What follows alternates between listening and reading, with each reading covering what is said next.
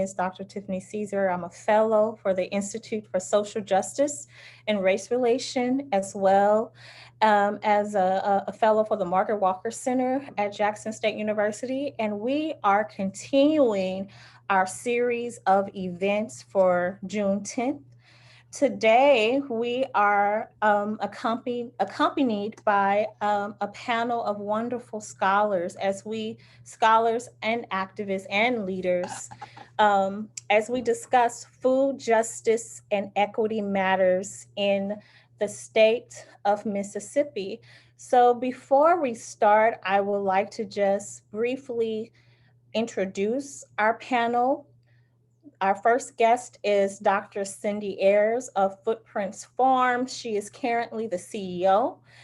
Footprint Farms is a 68-acre specialty crop, vegetable, and livestock farm with a focus on agritourism for community development in the city of Jackson. They grow an array of fruits and vegetables, raising meat, goats, chickens, cattle, and horses.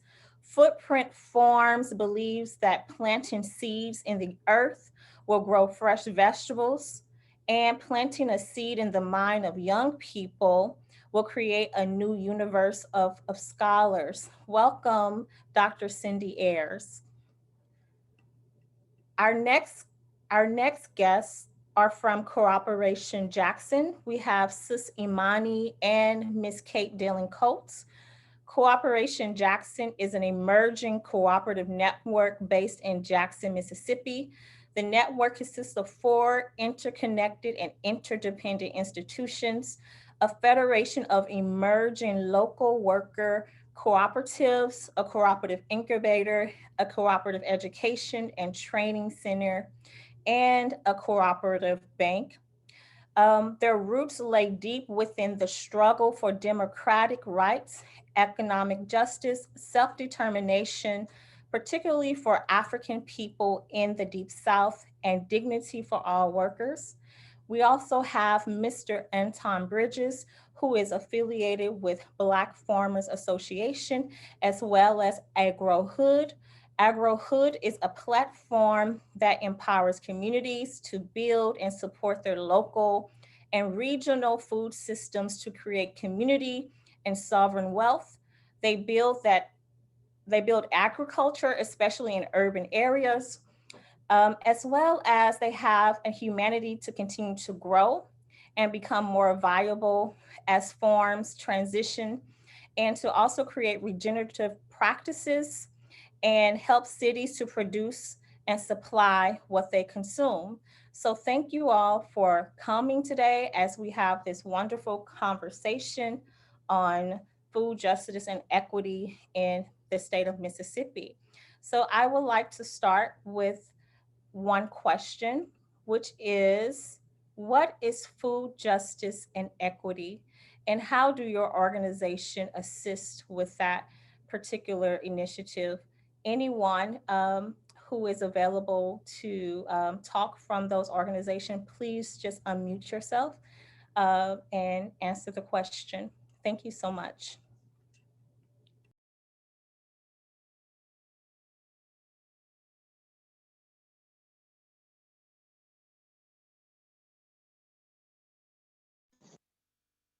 Greetings, everyone. This is Imani Olubala. I'm with Cooperative Jackson. I'm the program coordinator there. And as well, I am the anchor and manager of Freedom Farms. Our organization is addressing issues of food sovereignty by basically growing our own natural food for the community and for others. We do go to market on occasion, but our primary focus is to make sure that we're growing natural whole food in an urban setting. We have properties here that we use for that purpose. And at Ground Zero, we have what we're building on as a teaching farm. And that is for, we're starting with the young ones because we teach them how and where their food comes from. And then we hope that in planting, as you say, that seed, that they'll learn their purpose and focus in life in terms of food and the relationship to food, and help grow a healthy understanding of that. We have also other cooperatives that work interchangeably with one another. Ms. Coates, she is part of our composting co-op, a newly emerging one, and we are recycling everything. We're trying to have situations and circumstances where we are trying to have sustainable living and also sustainable economy. Now, in that is the co-op. That means we have come together and enlisted our skill and knowledge towards providing those things that we need in order to sustain ourselves. And first part of that is food. The other part is also housing, where we have the community land trust. All of this is all connected because where you live, you need to be able to find your food. So, though we are locally, though we are housed here in the heart of the city of Jackson, close to downtown, we are in an area where we are experiencing the food desert. We've had stores close like Dollar Tree, Dollar General, and the corner store here on Robinson Street.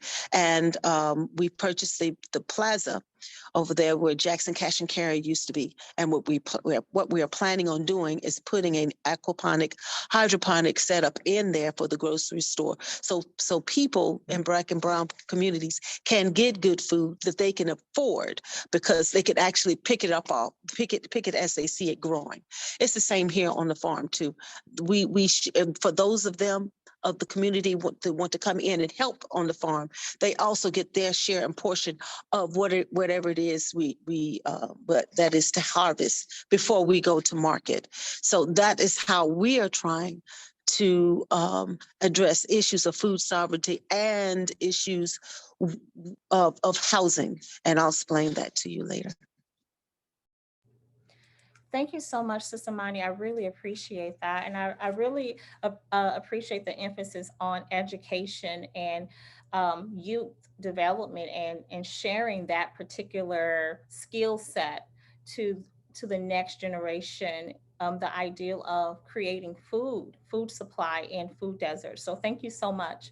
Dr. Ayers, I wanted to know if you could respond to the question, of what is food justice and equity, and how does your organization, Footprint Farms, contribute to that? Thank you so very much. And that's a great question. And it was a great answer to my colleague who just finished. Well, first of all, food equity is having access to healthy, fresh, affordable foods within your community. So for me, that's a big part of what equity is. Now, equity is a big difference from equal. When you look at equity, you got to look at what we have and what we need to bring us up to where we need to be. So equal and equitable is totally different things. We can say we're equal in a lot of things, but equitable is what we're looking for. So if you've already 6 feet down and you say we're going to be equal and fair to what we're doing and it's going to be the same, it will not ever bring us up. So we got to understand the difference between that. So it's equitable. And for me, at Footprint Farms, what we're looking to do is to be equitable, to tell them these are the things that we have not had, these are the things we're entitled to, and we need these things within our community in order to make sure that we're addressing our things that we need to, especially in health as well as wealth.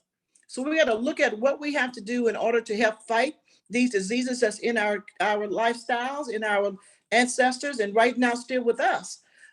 With the diabetes and hypertension and heart diseases. So we got to look at what we need to do in order to do that. So a big part of what we're doing here at Footprint Farms is bringing access. We always say this here on the farm. We do more than just put seeds in the soil. We also put seeds in the minds to bring up the information point of how important it is to do some things differently from what we've been doing. It's easy to say you need to lose weight or you need to change your food that you're eating. But it's not easy when you're in a condition where you have no access to grocery stores or the fresh food. It's not easy when you don't have transportation to go to the supermarkets. So all these are still barriers, big barriers that are still with us in our community, not just urban, but rural as well. So when you talk about that, that's the picture you got to look at. You also got to look at policies, the policies that's happening with us and what's happening around this country. And politics is local, but it's also very much national. We have to look at the people that we're putting in positions that's making these laws, as well as the policy to go with these. And that's from the federal standpoint, from the policy center to the farm bills that's being written, to our local people and that's in office and election, and our local state senators and representatives, to these laws that they're putting in place, and then the policies behind that. It's so crucial that we look at that and we be at the table to make some of that difference happen. And that's just part of what I want to talk about, but I'll get back to you for your next question. Thank you. Thank you so much, Dr. Ayers. I really appreciate that. And again, this emphasis on learning how to grow things and making sure that we continue to pass down a particular skill set because of the lack of access in certain areas.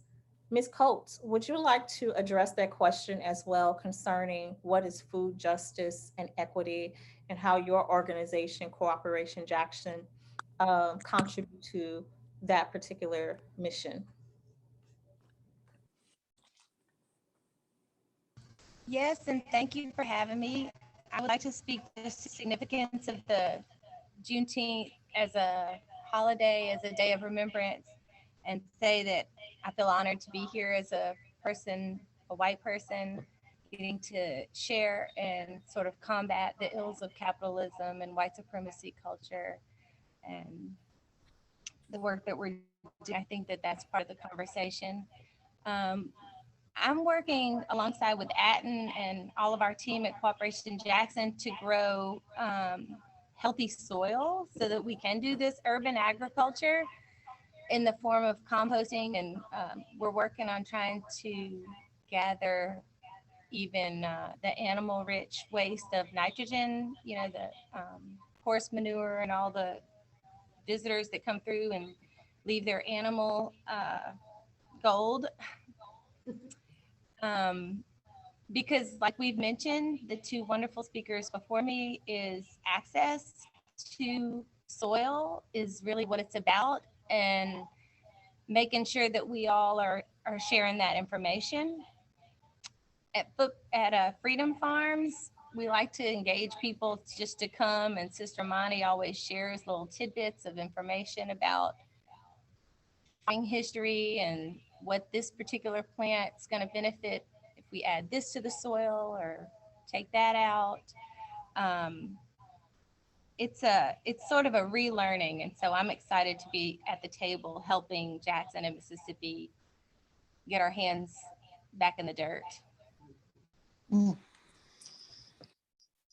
Thank you so much, Ms. Coates. I really appreciate that, this ideal of the soil and this idea that we have to have rich soil in order to grow the particular foods that sustain our neighborhoods. So putting an emphasis on creating that soil is very, very much so important. Dr. Ayers? I like to comment on that in a couple of ways. You know, first of all, healthy soil is very important. And we have to look at how we take care of our earth.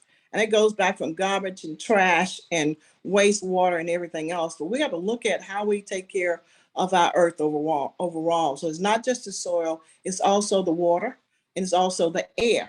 It's a big part of this and how we grow. But let me just add a couple more things to that. See, not only can you grow soil-based, you can also grow water-based. You can also look at how we utilize all the elements. You know, we have more than just soil. We have water and sunlight. And when you have water and sunlight with soil, you can grow. And, you know, it goes back. We're footprint farms. And we're located in the city of Jackson. And we have 68 acres here in the city where we farm a whole array of vegetables. We also have cows, and we have goats, and we have ponds. So we have the whole surrounding network of doing agriculture. But this is the important part. You know, I'm urban and I'm right here in the city, and this is for all of our city dwellers. You know, you don't have to have a lot of land to grow good food for yourself. You know, you can use your backyard. You can also use a coffee can. You don't have to buy a lot of things that you think you have to have in order to farm or to grow veggies for yourself. Now, I'm not saying for a commercial operation or to grow for thousands, but for growing for yourself, your home, and some for your community, you can do that. Now, I talked about water-based, and water-based, and I'm speaking of, is called aeroponics. And these are towers in which you grow in, or flats that you can grow in, to actually grow your veggies with water, and utilizing something as simple as for aerating, the same thing you put in a fish tank, to use it to aerate your water so your water will circulate. And anytime your water is circulating, not letting algae or different things build in, you can grow in water base just by doing the same thing. But I like to talk more and let people understand there's so much more we can do in growing in different ways. You know, again, we don't have to have all this acreage. Acreage is good. Ownership is good. Buying and having land is wonderful.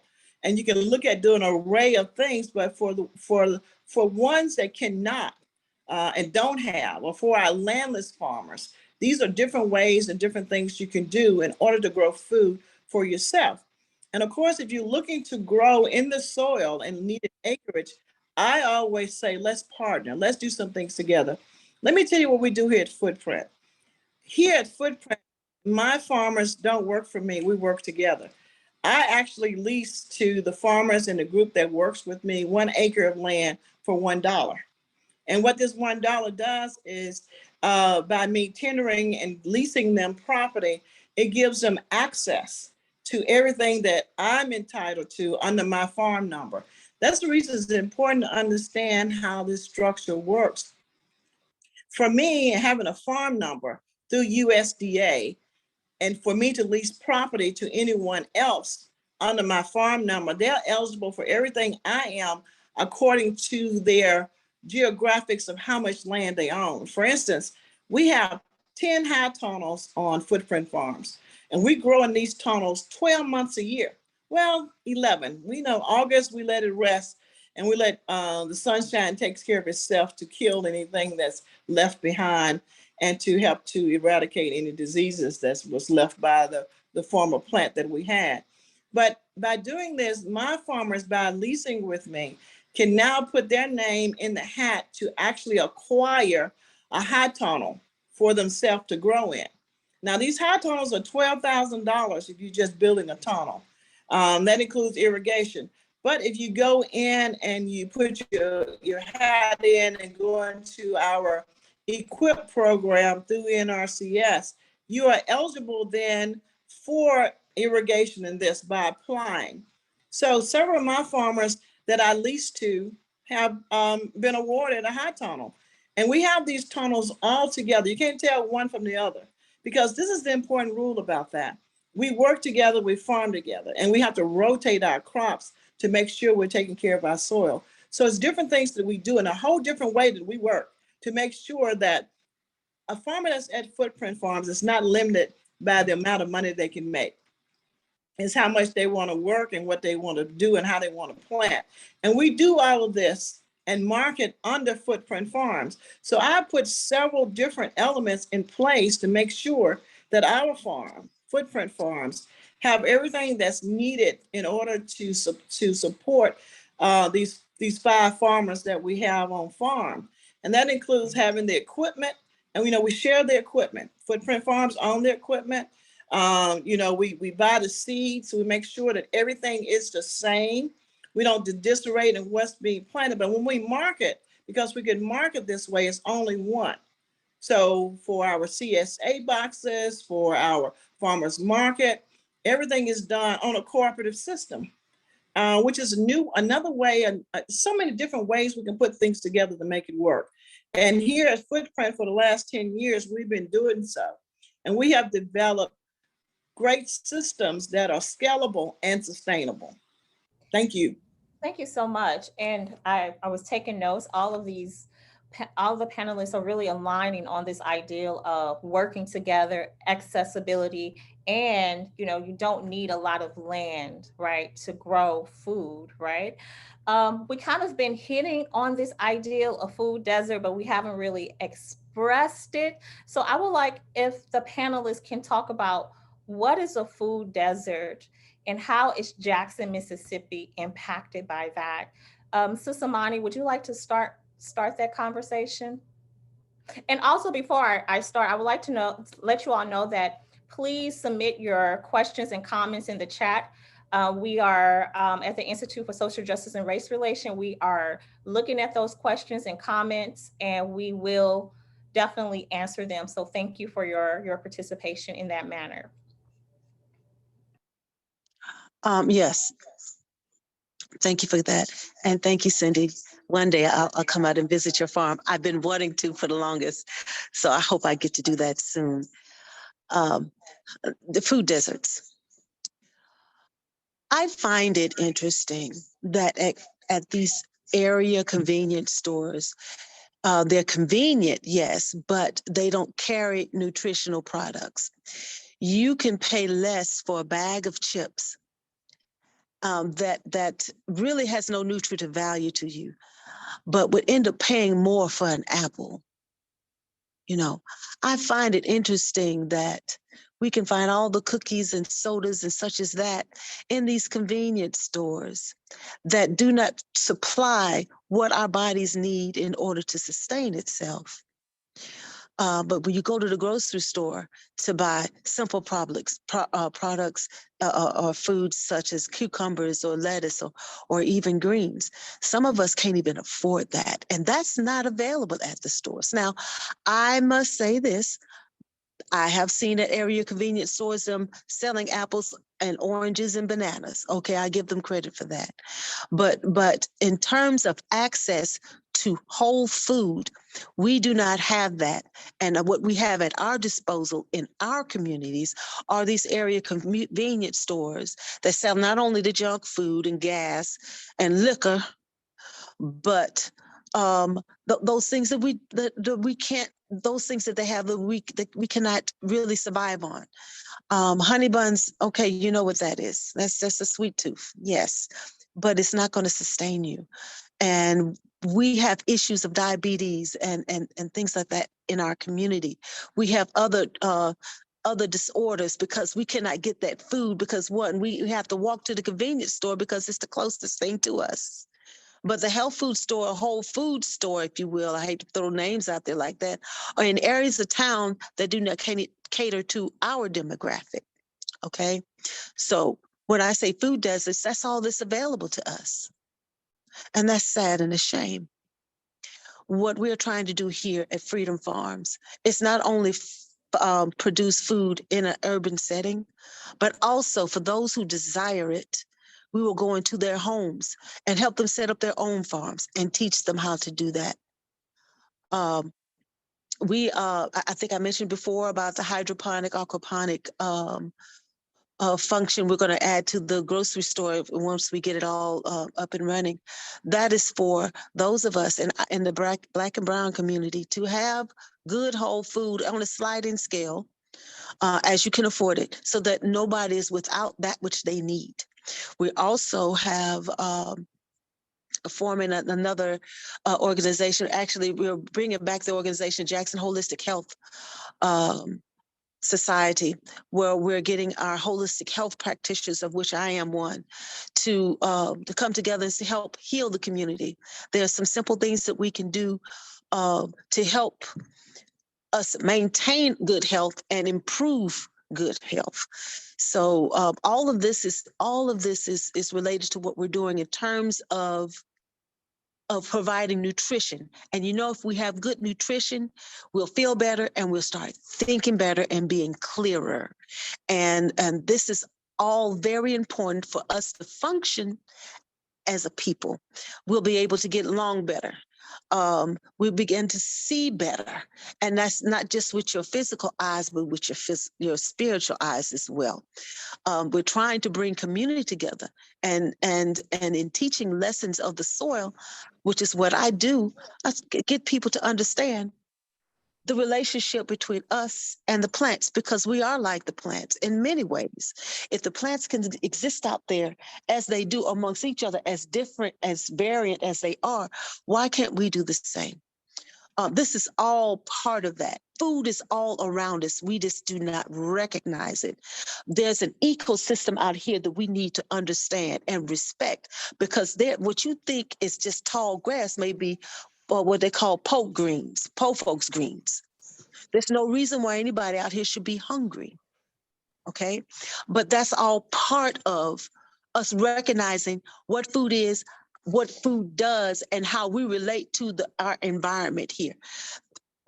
Our thrust here at Cooperation Jackson is to make sure that we have the market available, or a system or a store available for the community to help serve the needs of the community, make it affordable and accessible that way. Thank you. Thank you so much. I really enjoyed the where you talked about this idea of apples costing more than chips, and this ideal of the lack of nutrition available in our foods in areas that are considered food deserts. Dr. Ayers, did you want to comment on that? Yes, I would. Thank you so much, and thank my colleagues for that information. Let me just say, let me just be very, very, very direct here, because we really don't have time to play. We understand what food deserts are. Anytime you cannot walk to a grocery store within 5 blocks of your home, you're considered a food desert. And of course, transportation is always an issue. Well, listen, the stores that are here are the stores that are here because we let them come into our community, and they're here. Now, I've talked to a lot of these stores, and they've been lifesavers for some, because if you're hungry and all you can get is what's in there, you're going to eat. So it goes back to, how do we bring access? So 2 things I think we need to do differently how do we work this? First of all, we know these stores are not going to change. They're not going to put in any coolers. They're not going to bring in any fresh foods. So it's not happening. What they might do and would do is give shelf space. Now it goes back to us. How do we get some healthy, affordable foods in the stores where people have to shop to eat? What do we do differently? So my whole action on this is, let's create our own. We need to be doing more of food added, or added food. And I say this, we got tomatoes, we need to make tomato sauce. We have cucumbers, we need to make pickles. We have all these ingredients that we grow. We could be doing soup starters, and putting them in these stores is brick and mortar. They call them food swamps. Well, I say, let's take the food swamps and let's see how we can make it work for us. Let's see how we can utilize that brick and mortar by bringing in our products, our value-added products. So what we need to do is to start doing more value-added. We need more commercial kitchens, and get in these commercial kitchens and put in this canning. We need to do freeze-dried or quick dry vacuum. There's other things we can do to help bring access to our communities to what is there until we improve and make different. Here at Footprint Farms, we open our farm every Friday from 2 o'clock to 6 for people who want to come in from the community or whatever to come in and buy the food that we have on the farm. And we meet you where you are.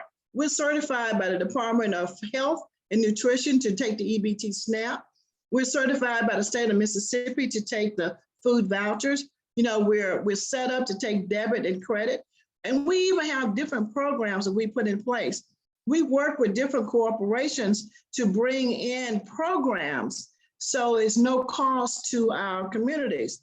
Last year, we did 250,000 pounds of food through our CSA program, our Community Supported Agriculture, where we grow the food and we work with other small farmers to actually then package the food to get it to areas of food deserts. To the city of Jackson, in this city, we've gone to at least 12 counties in the Mississippi Delta. where we actually could deliver the food there. And we're working now with and investing and bringing in more farmers, more small farmers, and how to actually grow and how you actually come into this system. We have to look at more value added. Again, these commercial kitchens are a big key to how we need to be not only doing things differently, but also training, creating jobs and opportunities in that area, as well as being able to buy from where we work, to be able to buy the food that we are creating right there. And they don't need to be in an industrial park. It could be in different communities where we set up these commercial kitchens and where we utilize what we grow to go into them. Now, I'm not, this is not just something that's come out the air. This has been researched and proven on what we can do. And right now I'm looking at working with the Jackson Medical Mall and actually utilizing two kitchens that they have that we're getting ready to help get certified as commercial, to actually look at opening up different avenues of how we can work together as an organization and groups coming together, serving the same mission to actually do something different. I mean, I'm so tired of saying, we're gonna wait for this, or we're waiting for somebody to do this. Let's do it ourselves. And we can do that by banding together, utilizing this grant opportunities, utilizing the programs that's available, and having ourselves ready. We have to be ready. We have to have the certifications that we need in order to put food out, and safe food, and food have to be safe food into our communities. So we can do all of this and a lot of this by sitting down, coming more together and doing more things like this, but not just talking, but creating a plan of action on what we're gonna do and how we do it. And here at Footprint, I'm sorry, we're not waiting. We're actually doing our part. We're growing. We're opening it up. We're doing the knowledge, and we're bringing knowledge back, and we're sharing. My grandfather used to say to me, be like an old refrigerator. I didn't understand what that meant. He says, don't hold anything. Don't be able to hold anything. Share everything you know. Make sure it gets out. Don't let it spoil with you. So get it out there. So we need to start talking about these plan of action, utilizing from what we get from our cities, from other nonprofits that's out there, and their mission of what they're supposed to be doing, and how we can utilize going after some of these funds to actually put things in place with an end result in mind. And that's more what we have to do. So we can talk about food deserts and food swamps, but we have to look at the bigger picture of what we need to do in order to bring access. And the other thing too, is that a lot of our areas and things that's already here, we need to be working more closely with, and being able to say to citizens or people who's coming into our city and leaving. We have thousands of people coming into our medical facilities, and they're leaving out. They're getting pharmaceutical pieces, but they're not getting anything else. So you can tell someone who lives in Greenville, Mississippi, that comes down for treatment at our medical centers, and tell them, change what you're eating, change your diet, and still they know when they go back, it's nothing different there to change, to eat, or to do anything else with. So this is another area how we can come together to have this available, even when they leave, coming in, giving them affordability to actually purchase some things while they're here. And they have transportation, how they've come down using the transportation of delivering that part of the delivery system for people. We can utilize that and piggyback off that system to have food going back up, which will save us money as well. So I'm all for, let's do some serious projects. Let's put some pieces together, and let's get past this I and me and get some things done to help make a difference for our community. Thank you so much. I so many jewels, especially this idea concerning accessibility, that to accepting EBT cards and saying like, hey, everybody may not have money, but we still have a platform where anybody within the community can access fresh food. I would like to ask Ms. Coates the same questions. In addition to answering that question, Ms. Coates, if you can talk about how can people get involved in Cooperation Jackson? What are some of the things they can do? That's one of the repeating question that we have in the chats is how can we get involved in you all's initiatives what ways and where can we contact you. Professor Cotton has already put some things in the chat, but I would like to give you an opportunity to also share from your experience, and then Dr. Ayers as well. Thank you. I second everything that Dr. Ayers said.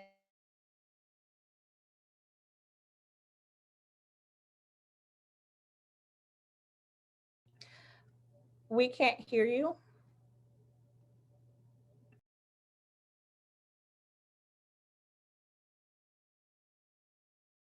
And so do the chips and some of these highly processed foods.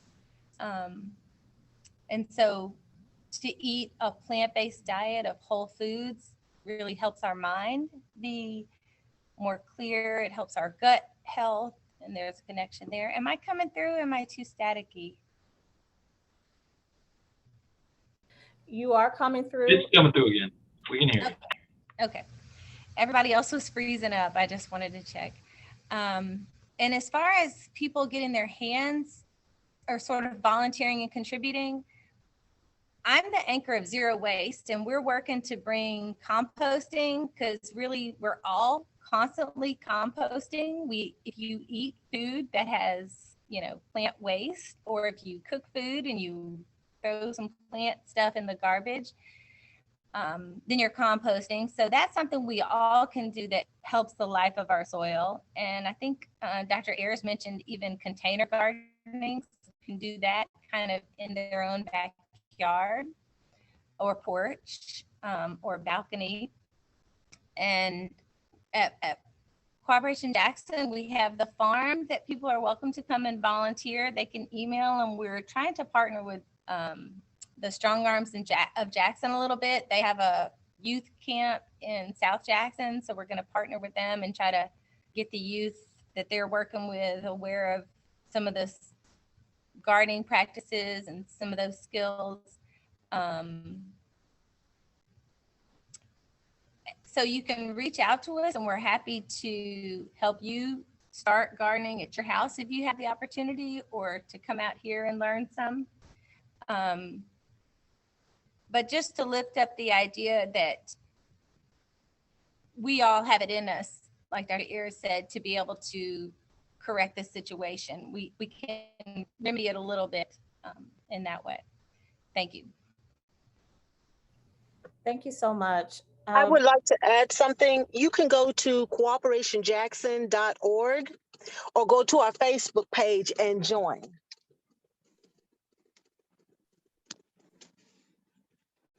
Thank you so much. I also was brought to my attention that we have Ms. Jackie James on the line, who is from Energy Management and Sustainability here at JSU. And I did want to see if you wanted to say anything concerning this discussion.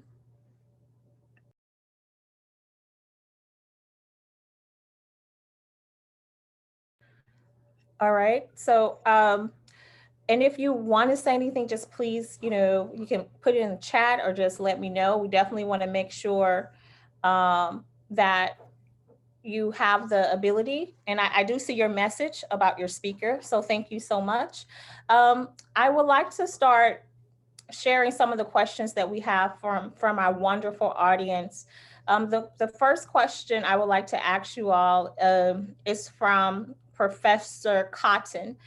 And his question is, what are the biggest environmental issues we face with self-sustainability within the city of Jackson? Dr. Ayers, if you can begin.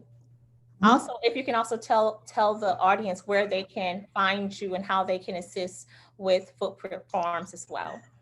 Great, thank you. I've been trying to get this picture right. I just came out of the fields. I'm so sorry, and I hadn't got my lighting right on this computer. But two things, you can reach us at Footprint Farms at gmail.com, or go to our Facebook page or Instagram. One of the things we're getting ready to do that we do training here at Footprint. We actually have an Ag and Cultural Center that we do training, and this training is free to anyone who want to come in to learn how to grow things, or to learn more about programs you can actually get access to help you in your endeavor. as well as to just talk general health and nutrition in general with you. And that's again free. And if you watch or follow us, you'll see when some of these workshops come on. We used to bring in experts from the different areas to talk about the programs.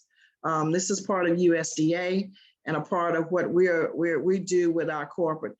One of the big things we're doing right now is buzzwords now is corporate smart, looking at the climate smart. And we're doing that right now on the farm. We actually are measuring the carbons that's in the soil to look at how carbon comes about and how we can help eradicate some of the carbons that's coming out. We're doing this in partnership with Alcorn State University and actually doing a 3-year program to do that. So we're looking at present and future for healthy soils.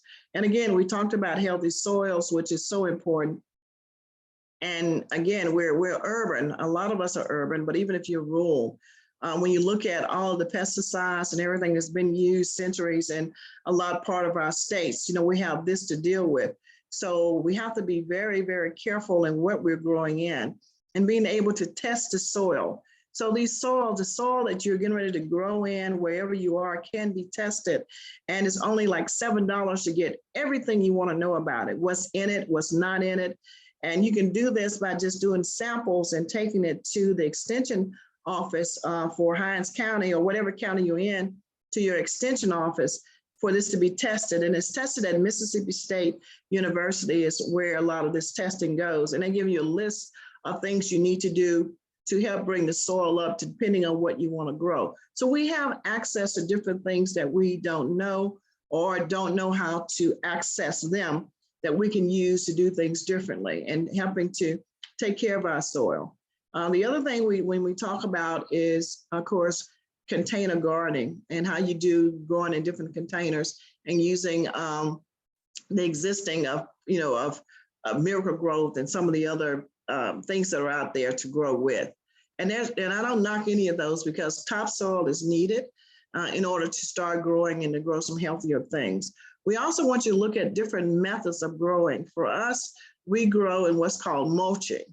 And we utilize growing in it's a biodegradable plastic that's used with our water irrigation under that. And it's everything's outside or in tunnels.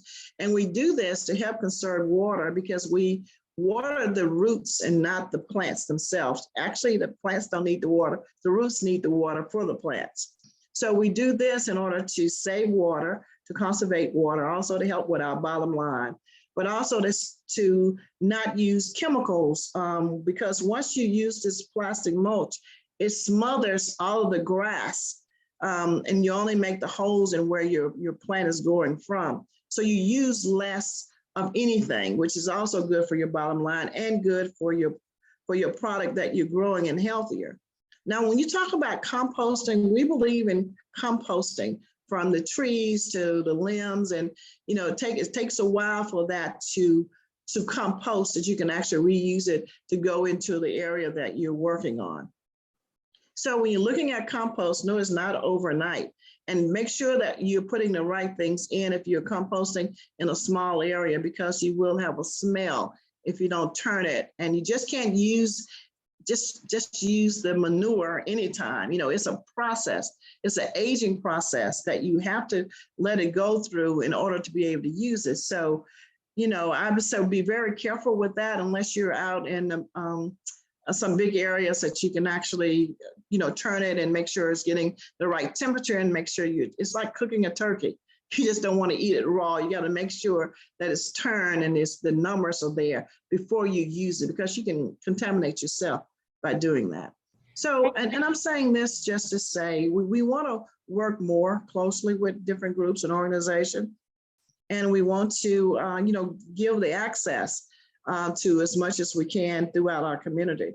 And yes, we do take volunteers, but since COVID is still here and alive and well, in order to do anything on our farm, we make sure that if you're working here, we do home test and testing regularly, just to make sure that we're doing the best that we can do to help mitigate any type of risk. So right now, our volunteers are coming in different ways to the farm. on a different side of veggies and helping to grow different ways in order to help. And we want volunteers, but at the same time, we want to teach and do more than just bring on volunteers. We want to actually have you going back to your areas and communities and actually working with others to grow. And again, we're here, right here in Jackson. Thank you so much. I just want to say that we already have so many people in the chats who really want to participate. We have Jean Nee. He says, I am, or she says, I am a chemistry department. I'm in the chemistry department and I know how to analyze the elements of the soil by ICP. So we already have people who are saying that they have particular skill sets that can contribute to the missions of both of you all's organization. Ms. Coates, I wanted to know if you could also speak to what are some of the biggest environmental issues we face with self-sustainability within the city of Jackson?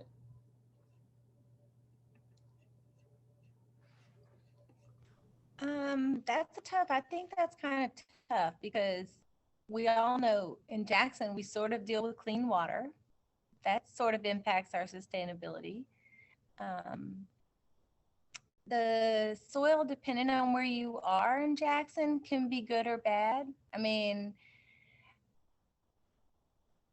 but so those are what I'll say are the bad things, but the good things I'd like to speak to is the sunlight that we have here and the water. It tends to be a great place to grow. I mean, yes, we have some burdens for sure related to the fossil fuel industrial complex, to be honest, because there are a lot of pesticides being used throughout the city, even, like on the sidewalk, sometimes you'll see, when you see little stuff that's turned yellow and dead, that means it's been sprayed with a chemical that's not sustainable with life. So that does happen a lot throughout the city.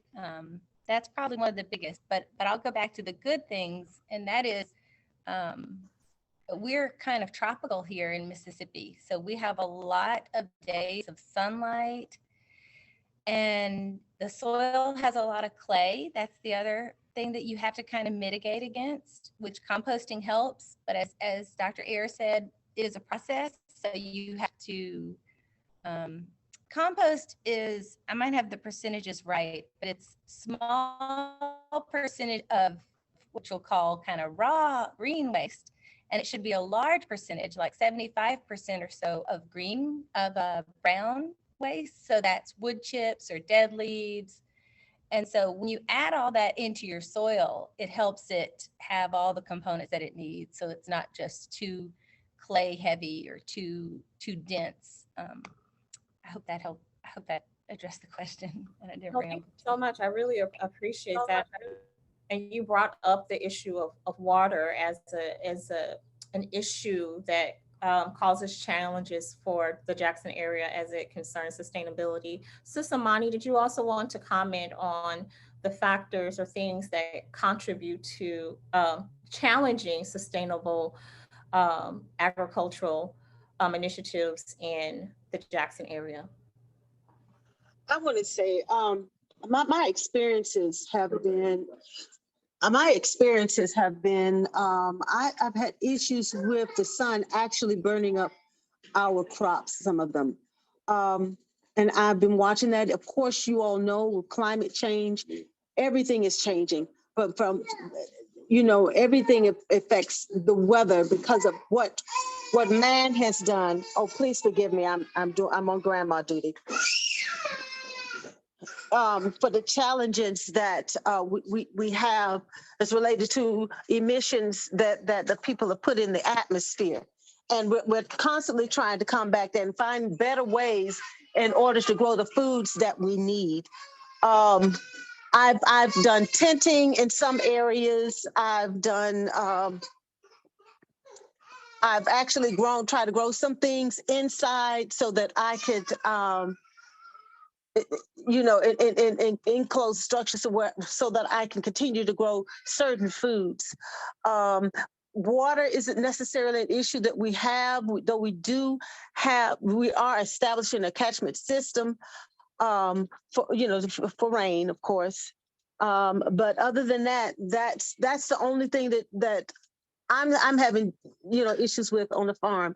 And of course, as Katie spoke earlier, because we are in an urban setting, we have to be careful of the soil that we plant in. And we've had to amend the soil and get it to the point where we're able to plant down in it.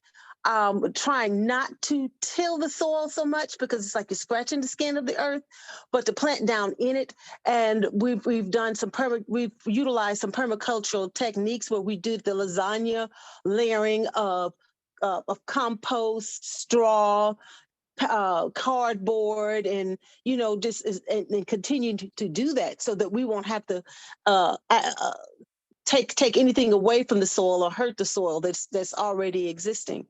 The only thing other than that is our relationships as human beings to managing and storing this soil so that we'll have good planting medium to plant down into.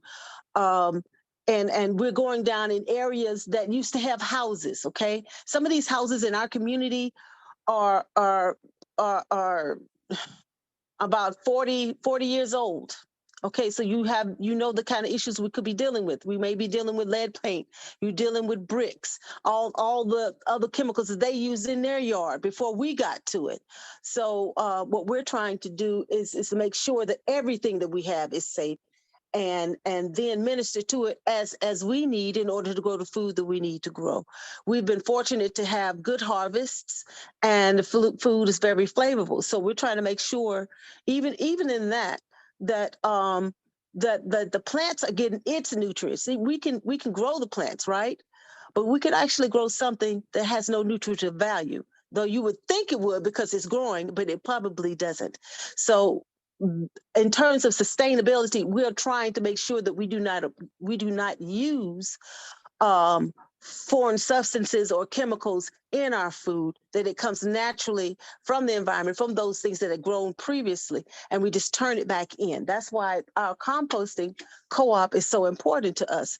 It's just recently formed, and our people, Katie and her crew are learning better ways to produce good soil and also to distribute it to people who need it, and for the things that Freedom Farm needs in order to grow. So that's basically what we're dealing with, and I can only, like I said, speak to my experience.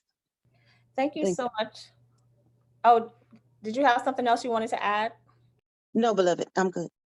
Thank you, Sis Imani. I appreciate that. And this idea of like when we're composting and using the soil, making sure we don't use chemicals to add to the challenges of creating food that is nutritional in value. There is a question for you, Dr. Ayers, that I would like to ask you as we round up the questions. Dr. Gates wanted to know if Quitman County, Mississippi, one of your Mississippi Delta counties that you partner with via your community supported agriculture program. Quitman, yes, have been.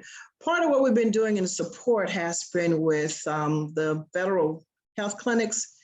And we've been working with the federal health clinics with other dollars that they've been getting in with the diabetes prevention programs. So with that, we actually deliver to where the health clinics say they want them for their patients. And usually these are borderline diabetics that receive these boxes. And one of the great things about that and working with the federal health clinics is that we're able to get real data to show that these programs do work, and we can go back and have gone back to use that information to get more funding for these areas. So we actually work through, in this case, the federal health clinics, and with the doctors there. We don't know who the patients or the recipients are.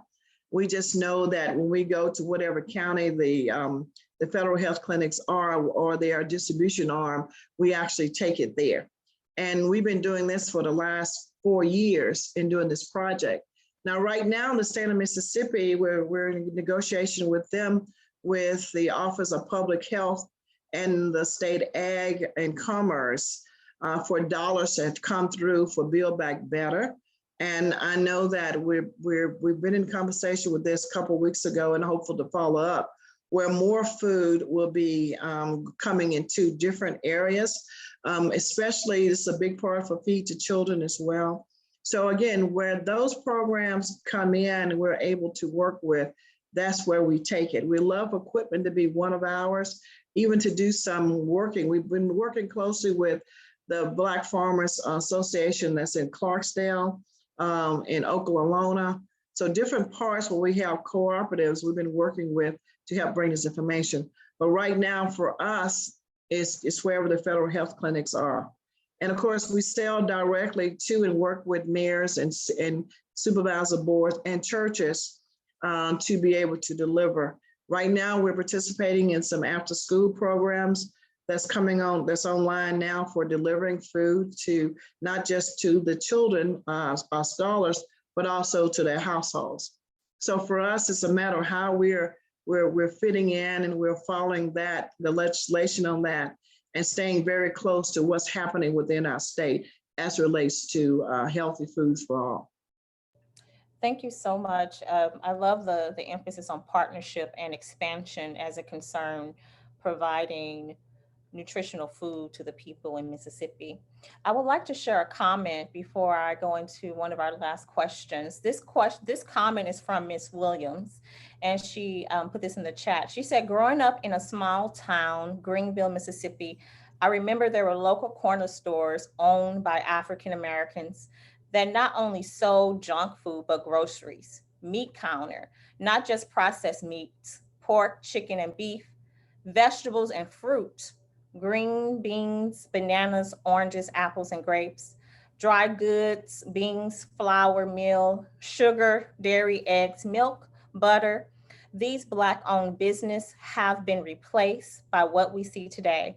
Thank you so much for your comment. I would like to ask a question by Justin Hell, and his question is really concerning this particular ideal of accessibility and access to nutritional food, and this ideal of law and policy. As you know, that this program is one of a series of programs that we have for Juneteenth. And so I guess as we think of policy, law, and ownership, how do we feel about the way our community specifically are exposed to a culture of quick, fast food with little to no beneficial nutritional value? What is your advice on some of the things we can do to familiarize ourselves and our bodies with natural foods, recipes, etc.? And anyone can jump in to answer that question. I'll go first. Well, one of the things we have to do is what we're doing now is about education. It's about educating our families, our moms, and our children about what this food is doing to us.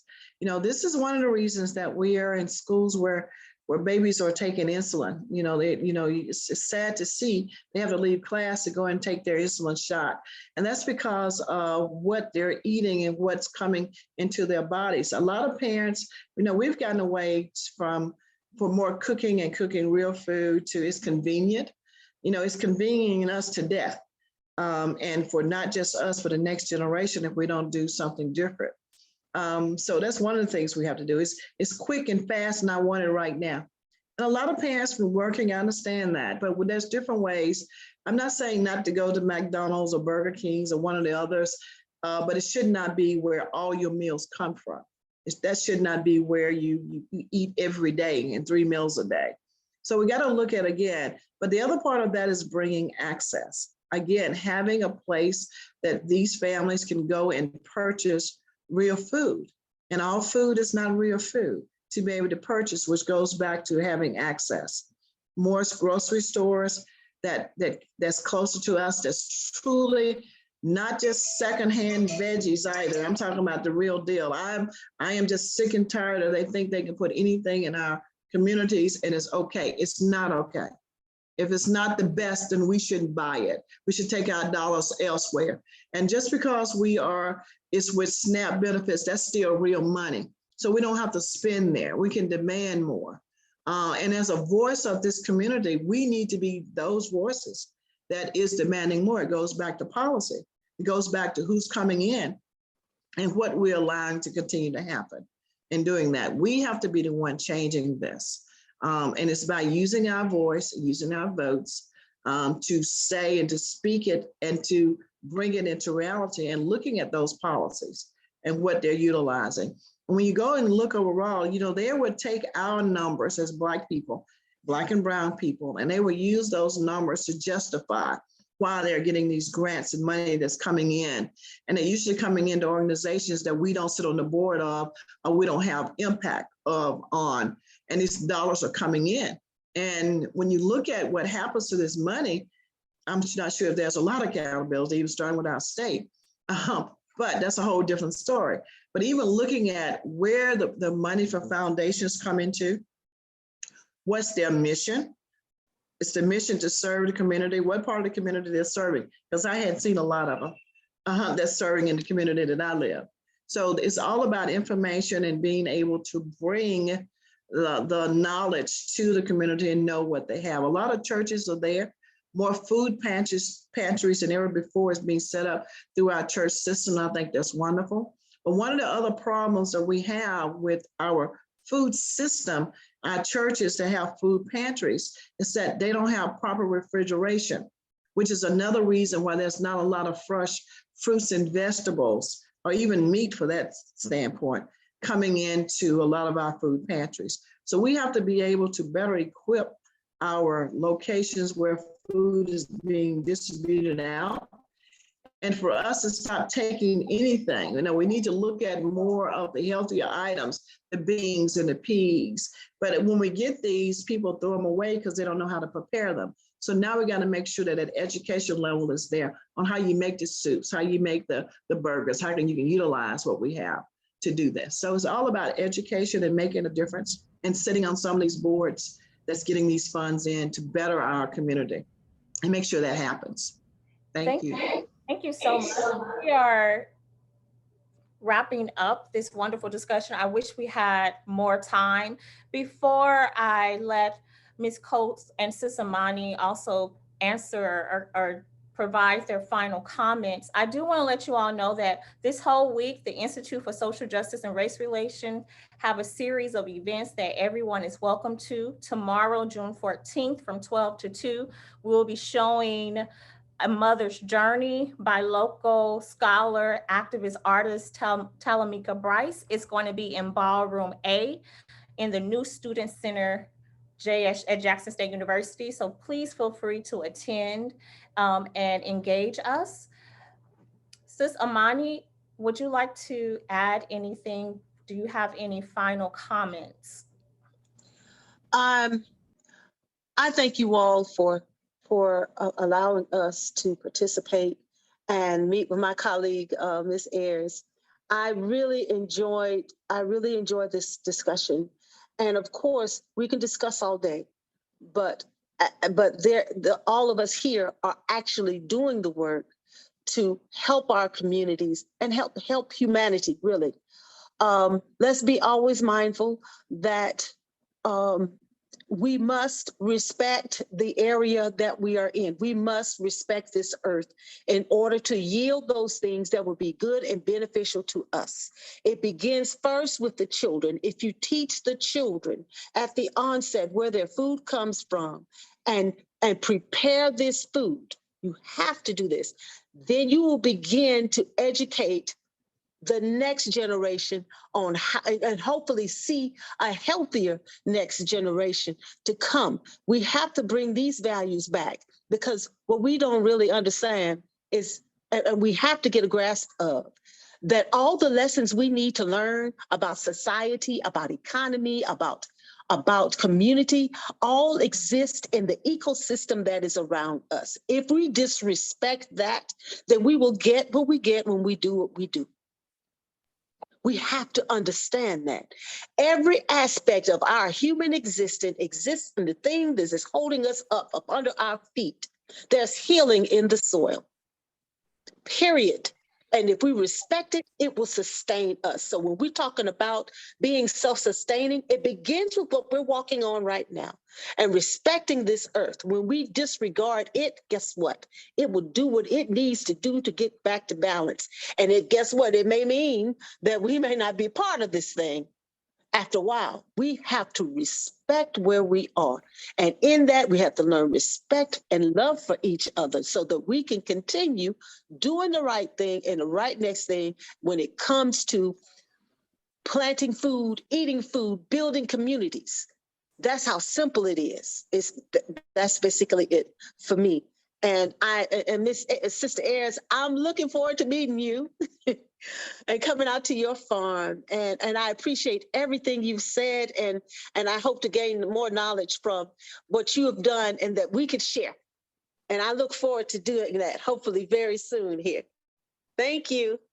Thank you so much, Ms. Coates. Is there any last remarks?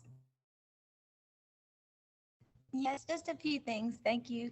I second what everyone has said again, but I do want to say just the fact that our power lies in our consumption. You know, capitalism means that the thing that we're all doing all the time is consuming. And so the way we consume, going to the farmer's market versus the big chains that don't provide the healthiest stuff for us, trying to stay in Jackson when possible, trying to avoid the fast food. So just that we would consume differently and be mindful of that when we can. Also that we would engage our neighborhood associations. Jackson has so many neighborhood associations that we really, between that and the churches, we have a lot of power there in our people that lies there already. And so I would say for each of us trying to get involved, looking at our health, looking at our diet, what we can do to change. And I think instead of focusing on, I'm a vegetarian or I'm a vegan or just try to put more plants in your mouth. Try to eat more plants whenever you can. And that will do good things for you. Even if you still have to eat a hot dog every now and then, you know. So I would say just get your hands in the dirt and you'll feel the reward. I was going to knock off.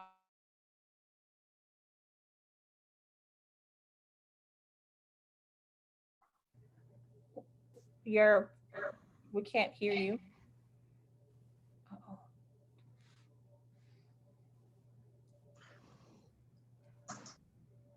One or two. So I just say, enjoy that, guys. And thanks for the opportunity. Thanks, JSU. Thanks, Joshua. Thanks, Cindy and Sister Imani and all the hosts. Thank you all so much for attending our wonderful program. Again, we are the Institute for Social Justice and Race Relations. We have so many more programs to celebrate Juneteenth. I want us to consider to think about education and how we can empower ourselves to be an asset to our community, whether that is joining one of these wonderful organizations, sharing the knowledge, and just participating on a grassroots level as it concerns community development. Thank you all and have a wonderful day. Thank you. Have a wonderful day. Thank you. Peace and blessings. Yes. Eat more veggies. Yes, indeed. Come see us at the farmer's market every Saturday from 8 to 1, downtown on High Street. Thank y'all.